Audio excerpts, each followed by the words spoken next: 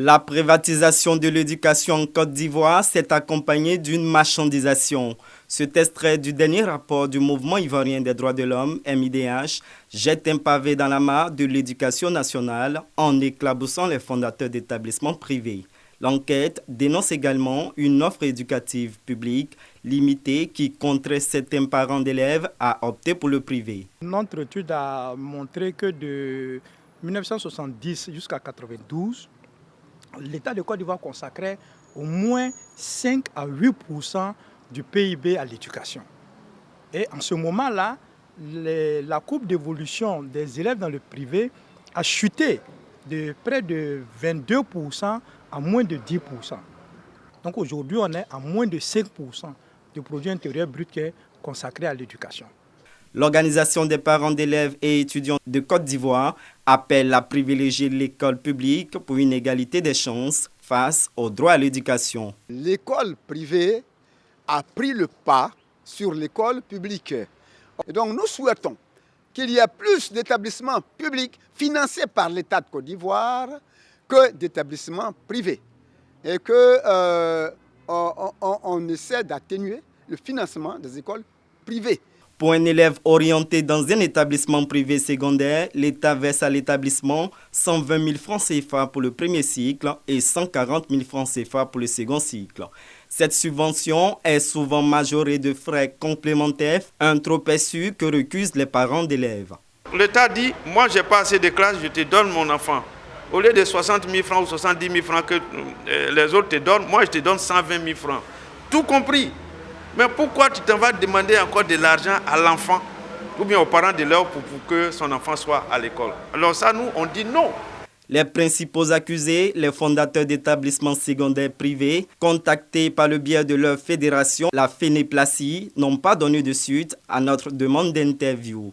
Les mêmes problématiques étant décriées dans l'enseignement supérieur privé, le réseau des écoles supérieures et universités professionnelles de Côte d'Ivoire a bien voulu nous répondre. Les frais d'inscription dans nos établissements ne devraient pas excéder 85 000 francs.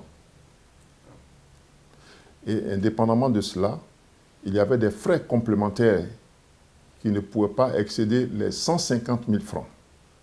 Par contre, pour atteindre le volet des 150 000 francs, il faut que l'établissement qui reçoit les étudiants ait des acquis ou autres éléments qui améliorent les conditions de dispensation des cours. Entre autres, le Wi-Fi disponible, un laboratoire par rapport à nous qui sommes dans le volet industriel. Ce n'est pas toutes les écoles qui sont tenues d'aller à ce seuil-là. Vous ne pouvez pas avoir des frais complémentaires en formation tertiaire qui vont jusqu'à 150 000.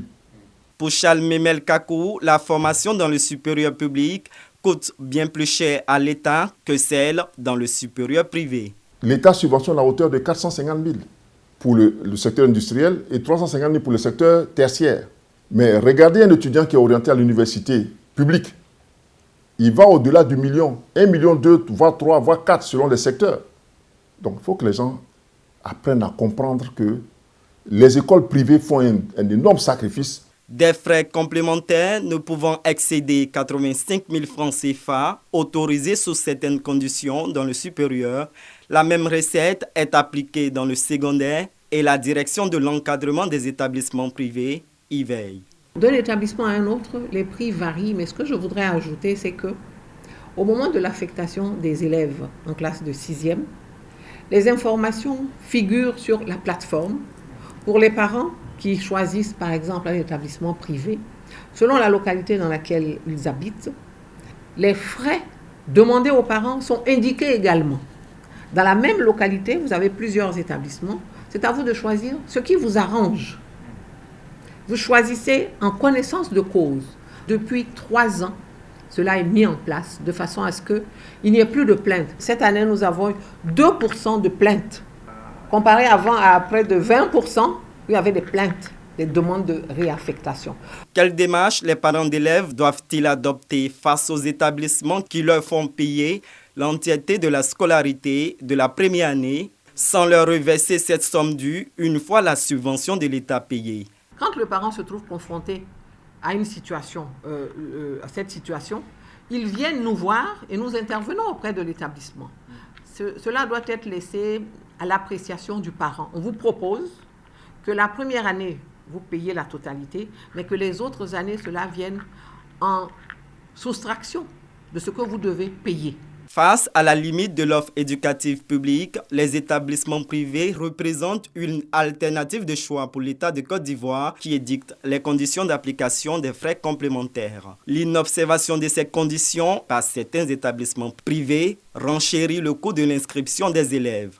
Les propositions des parties prenantes sont attendues dans le cadre des États généraux de l'éducation pour une meilleure prise en charge des élèves affectés dans le privé.